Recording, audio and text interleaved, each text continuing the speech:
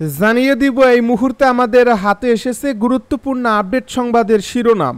শুরুতেই থাকছে আওয়ামী লীগকে ছাড়া বাংলাদেশে কোনো নির্বাচন নয়। এবারে জানিয়ে দিব ফেব্রুয়ারির শুরুতেই নির্বাচন আয়োজনের প্রস্তুতি চলছে জানালো ডক্টর ইউনূস। আরও জানাবো নিষিদ্ধ ঘোষিত 2 ছাত্রলীগ নেতাসহ গ্রেপ্তার 3। এবারে থাকছে নিক্সনের উস্কানিতে ভাঙায় সহিংসতা বলছে পুলিশ। সব শেষে জানিয়ে দিব উচ্চকক্ষে পিআরের পক্ষে এনসিপি বলছে নাহিদ। এতক্ষণ শুনছিলেন হাতে থাকা আপডেট সংবাদের শিরোনাম, এবারে বিস্তারিত। তবে তার আগে অনুরোধ রইল ভিডিওটিতে একটি লাইক এবং কমেন্ট করে জানিয়ে দিন ভিডিও সম্পর্কে আপনার মূল্যবান মতামত। আরও জানিয়ে দিন ভিডিওটি কোথা থেকে দেখছেন বা কোন জেলা থেকে দেখছেন। আওয়ামী লীগকে ছাড়া বাংলাদেশে কোনো নির্বাচন নয়। বাংলাদেশের রাজনৈতিক অঙ্গনে আবার উত্তপ্ত আলোচনা শুরু হয়েছে। সম্প্রতি এক নাগরিক সংলাপে অংশ নিয়ে বিশিষ্ট বক্তারা মন্তব্য করেছেন আওয়ামী লীগকে বাইরে রেখে বাংলাদেশে কোনো নির্বাচন সম্ভব নয়। এই বক্তব্য মুহূর্তে আলোচনার কেন্দ্রবিন্দুতে চলে আসে এবং বিভিন্ন মহলে তীব্র প্রতিক্রিয়া সৃষ্টি করে। রাজধানীর একটি সম্মেলন কক্ষে আয়োজিত সংলাপে অংশ নেন বিভিন্ন রাজনৈতিক দল, নাগরিক সমাজ ও শিক্ষাবিদরা। সেখানে বক্তারা বলেন, আওয়ামী লীগ দীর্ঘদিন ধরে দেশে রাজনীতির একটি প্রধান শক্তি হিসাবে সক্রিয়। তাই যে কোনো নির্বাচনী প্রক্রিয়ায় তাদের অনুপস্থিতি গণতন্ত্রকে প্রশ্নবিদ্ধ করবে এবং আন্তর্জাতিক অঙ্গনে নির্বাচনকে অগ্রহণযোগ্য করে তুলবে।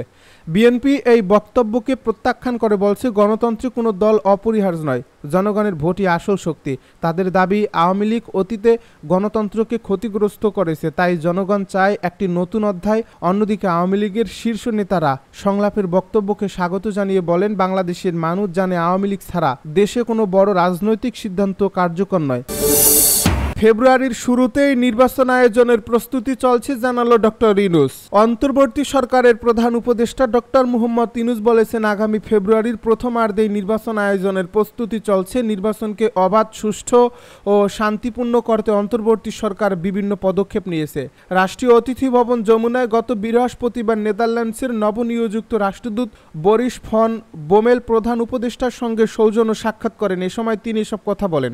সাক্ষাৎকালে দ্বিপক্ষীয় সম্পর্ক জোরদার, আসন্ন সাধারণ নির্বাচন, বাণিজ্য ও কৃষি খাত এবং চলমান রোহিঙ্গা মানবিক সংকটের বিষয়গুলো বিশেষভাবে আলোচিত হয়। রাষ্ট্রদূত বোমেল বাংলাদেশের গণতান্ত্রিক রূপান্তরের প্রতি নেদারল্যান্ডসের সমর্থন পুনর্ব্যক্ত করেন। প্রধান উপদেষ্টা বলেন, আমাদের মধ্যে অনেক মিল রয়েছে, আমরা একসঙ্গে অনেক কিছু গড়ে তুলতে পারি এবং একে অপরের অভিজ্ঞতা থেকে শিখতে পারি। ডক্টর ইউনূস কক্সবাজারে অবস্থানরত 10 লাখেরও বেশি রোহিঙ্গা শরণার্থীর সহায়তায় নেদারল্যান্ডসের বাড়তি সহযোগিতা কামনা করেন। তিনি জানান, রোহিঙ্গা সংকট নিয়ে জাতিসংঘের সাধারণ পরিষদের অধিবেশনের সময় একটি উচ্চ পর্যায়ের আন্তর্জাতিক সম্মেলন অনুষ্ঠিত হবে। প্রধান উপদেষ্টার আশা প্রকাশ করেন, এ সম্মেলন আন্তর্জাতিক সমর্থন জোরদার করবে এবং শরণার্থী শিবিরে মানবিক সহায়তার জন্য প্রয়োজনীয় অর্থায়ন নিশ্চিত করতে সহায়তা করবে। নিষিদ্ধ ঘোষিত 2 ছাত্রলীগ নেতাসহ গ্রেপ্তার 3। রাজধানীর খিলগাঁও এলাকা থেকে কার্যক্রম নিষিদ্ধ আওয়ামী লীগের অঙ্গ সংগঠনের 3 নেতাকে গ্রেপ্তার করছে পুলিশ। খিলগাঁও থানায় সন্ত্রাস বিরোধী আইনের মামলায় তাদেরকে গ্রেপ্তার দেখানো হয়েছে। শুক্রবার রাতে বিষয়টি নিশ্চিত করেন খিলগাঁও থানার ভারপ্রাপ্ত কর্মকর্তা মোহাম্মদ দাউদ হোসেন। তিনি জানান, মতিঝিল থানার 9 নম্বর ওয়ার্ড ছাত্রলীগের সাধারণ সম্পাদক আরিফুল রহমান আকাশ ও মতিঝিল থানার 8 নম্বর ওয়ার্ড ছাত্রলীগের সাধারণ সম্পাদক তাহমিদুল হাসানকে খিলগাঁও হাড়ভাঙা রোডের মুক্তা বিরানির সামনে থেকে গ্রেপ্তার করা হয়। অপরদিকে খিলগাঁও থানা বঙ্গবন্ধু সৈনিক লীগের সদস্য মোহাম্মদ আনোয়ার হোসেন বাবুকে খিলগাঁও তালতলা মার্কেটের সামনে থেকে আটক করা হয়। ওসি দাউদ হোসেন আরও জানান, গোপন তথ্যের ভিত্তিতে খিলগাঁও থানা পুলিশ তাদের গ্রেপ্তার করে। নিক্সনের উস্কানিতে ভাঙায় সহিংসতা দাবি পুলিশের। ফরিদপুর 4 আসনের সাবেক সংসদ সদস্য মজিবুর রহমান চৌধুরী নিক্সনের উস্কানিমূলক বক্তব্যের কারণে ভাঙায় আইনশৃঙ্খলা পরিস্থিতি বিঘ্নিত হয়েছে বলে জানিয়েছে পুলিশ। শুক্রবার রাতে পুলিশ সদর দপ্তর থেকে পাঠানো এক সংবাদ বিজ্ঞপ্তিতে এমনটি বলা হয়। এর সংবাদ বিজ্ঞপ্তিতে বলা হয়, আগামী ত্রয়োদশ জাতীয় সংসদ নির্বাচন উপলক্ষে সংসদীয় আসন পুনর্বিন্যাস সংক্রান্তে প্রকাশিত গেজেট অনুযায়ী ভাঙা উপজেলার আওয়ালিক ও হামিরদি ইউনিয়ন ফরিদপুর 4 আসন থেকে পৃথক করে ফরিদপুর 2 আসনের সাথে অন্তর্ভুক্ত করায় স্থানীয় জনসাধারণ গত 5 সেপ্টেম্বর থেকে ফরিদপুর জেলায় ভাঙা উপজেলার ঢাকা, খুলনা, ঢাকা, বরিশাল, ফরিদপুর ভালা মহাসড়কে অবস্থান ও অবরোধ সহ নানাবিধি কর্মসূচি পালন করছে। ওই কর্মসূচিকে পুঁজি করে সাবেক সংসদ সদস্য মুজিবুর রহমান চৌধুরী নিক্সনের সোশ্যাল মিডিয়ায় একাধিক উস্কানিমূলক বক্তব্য ও কার্যকলাপে ভাঙ্গা উপজেলার আইনশৃঙ্খলা পরিস্থিতি বিঘ্নিত হয়েছে। এতে আরও বলা হয়, গত 9 সেপ্টেম্বর সামাজিক যোগাযোগ মাধ্যমে সাবেক সংসদ সদস্য মুজিবুর রহমান চৌধুরী নিক্সন এই আন্দোলনকে সহিংস আন্দোলনে রূপ দেওয়ার লক্ষ্যে ভিডিও বার্তায় বর্তমান অন্তর্বর্তীকালীন সরকার ও বাংলাদেশ নির্বাচন কমিশনকে অবৈধ বলে উল্লেখ করেন। তিনি রাষ্ট্রবিরোধী বক্তব্য দেওয়ার পাশাপাশি তার দলীয় কর্মী সমর্থকদের আন্দোলন চালিয়ে যাওয়া এবং প্রয়োজনে দাবি আদায় না হওয়া পর্যন্ত রাস্তাঘাট বন্ধ করে দেওয়ার নির্দেশ দেন। নিক্সন চৌধুরীর ভিডিও বার্তা তার সমর্থকরা সামাজিক যোগাযোগ মাধ্যমে ব্যাপকভাবে প্রচার করেন এবং এর মাধ্যমে তার অনুসারীদের পাশাপাশি সাধারণ জনগণকে আন্দোলনের সহিংস হতে উস্কে দেন।